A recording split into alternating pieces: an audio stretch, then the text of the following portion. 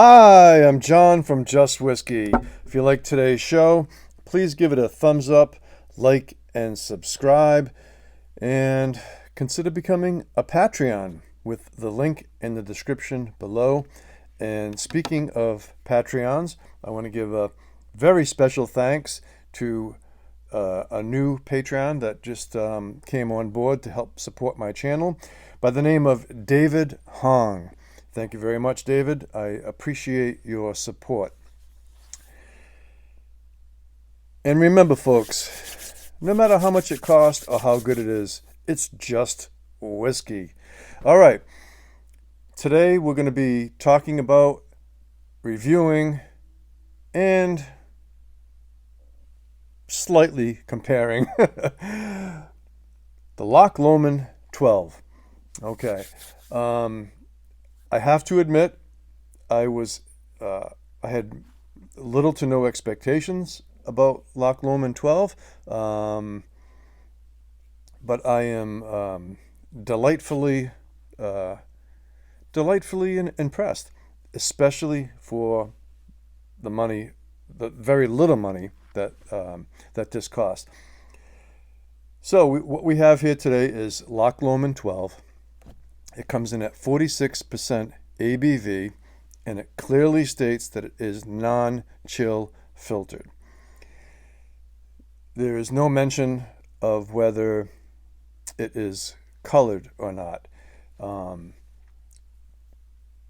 And I picked this up without hesitation. I saw it fairly recently on a discount store shelf, for $32. It might even been $30, between $30 and $32 for a 12-year-old single malt, non-chill filtered, 46% ABV.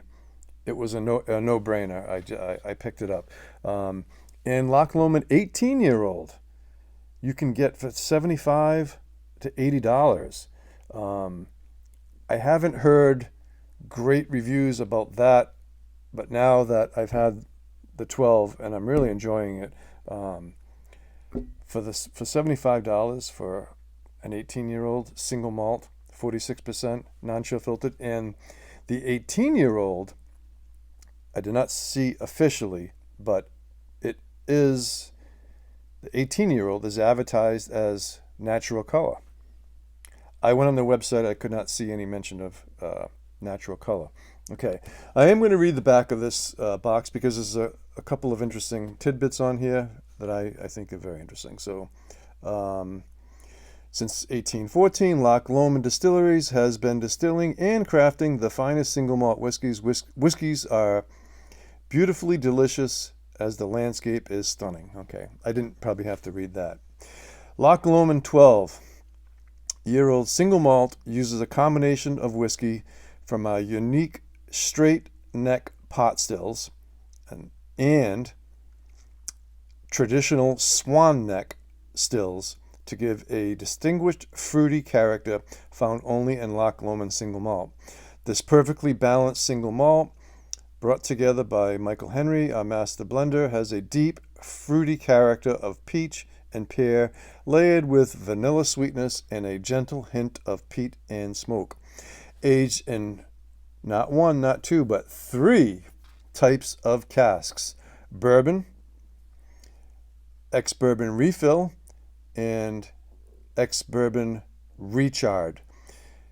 These whiskeys are bottled at 46% non-chill filtered to keep things as nature intended.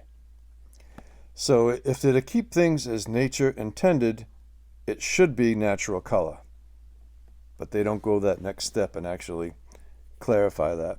No pun intended. So this is their 12-year-old, and it's from my understanding, this is all ex-bourbon refill and recharred bourbon. So no sherry, as far as I could tell. And I'm going to show you a picture of the 2 stills right there. So there's the swan neck and then the column pot still. Now Loch Lomond also uses traditional column stills to produce grain whiskey. So this is a single malt, so there's no grain whiskey. in this Loch Lomond 12. If you look at Whiskey Loch's channel, he raves, and I believe he picked it, the Loch Lomond no age dated, single grain, green label, peated Loch Lomond. I believe he picked for Whiskey of his year, Whiskey of the Year for last year. I cannot find that anywhere in the United States. There's plenty of other Loch Lomond offerings, but I cannot find that green label, non-age dated, single grain Loch Lomond peated. So I do have my radar open for that. And Loch Lomond also owns Glen Scotia.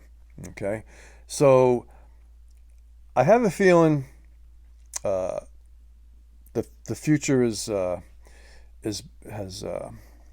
the future is bright for both Loch Lomond and Glen Scotia. The potential certainly is there.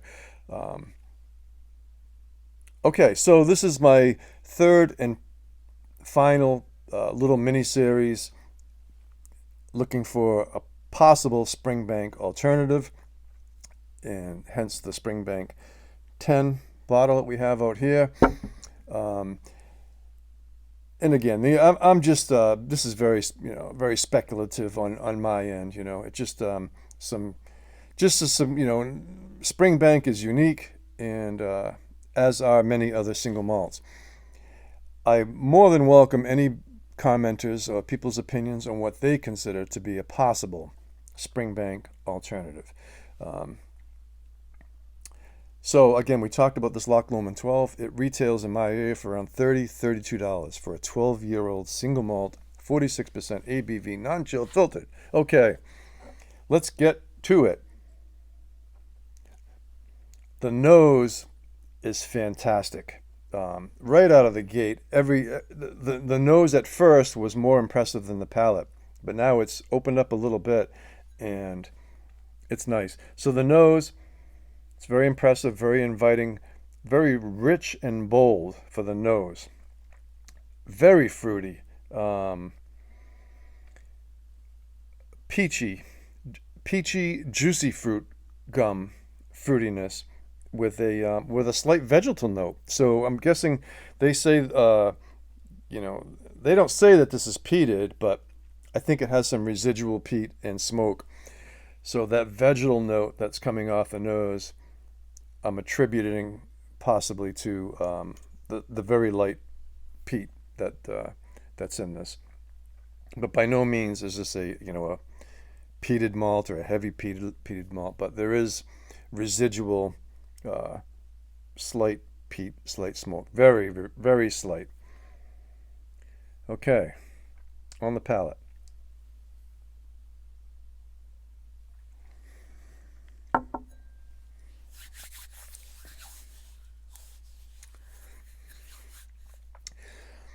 Smooth. I know you're not supposed to say that word, but not enough O's and smooth. It's light and delicate.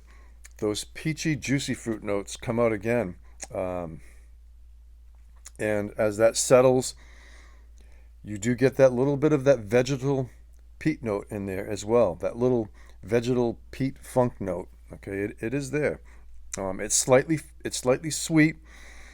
And the finish I would describe as a medium soft finish that transcends into a slight chalkiness,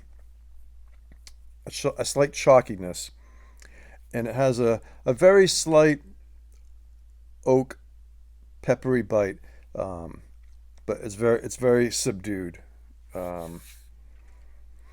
and although not overly complex, it certainly has a lot to offer, in my opinion, and I think it offers subtle complexities.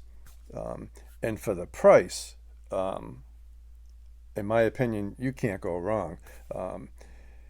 So, in today's market, if you wanted to compare it to the Springbank, right, 10-year-old, Springbank 10-year-old, good luck finding it for anything less than $100 now. So you can buy 3 Loch Lomond 12-year-old single malts for about the price of what you're going to pay for a Springbank 10-year-old. the Springbank 10-year-old, which I'm going to be reviewing this soon. I'm just giving little teases as we go along. The Springbank, generally compared to the Loch Lomond, again, Springbank is its own, offers its own uniqueness, but Springbank 10 compared to this Loch Lomond 12 it's more viscous, it's more robust, it's more vibrant, it's more sparkly.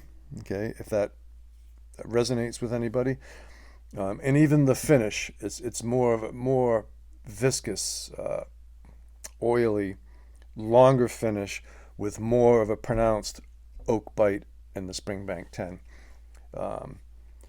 So at some point I will. It's going to be a while, but at some point I will try the Loch Lomond 18-year-old.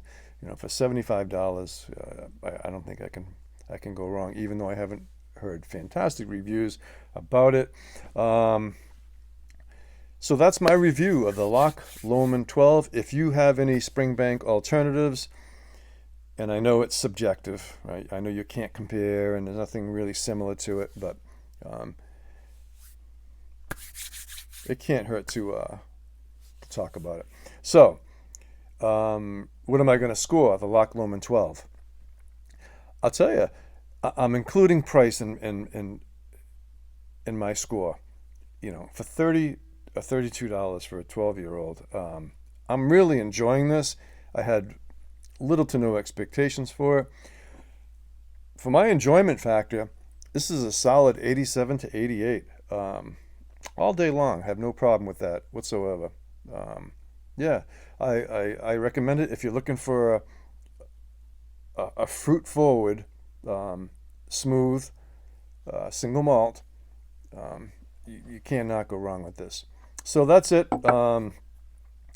Please give it a like. Consider becoming a Patreon like David Hong did. And please become a subscriber. It's important for the continued success of this journey. And yeah, that's it. Hats off to you all. Watch Jaws and take care.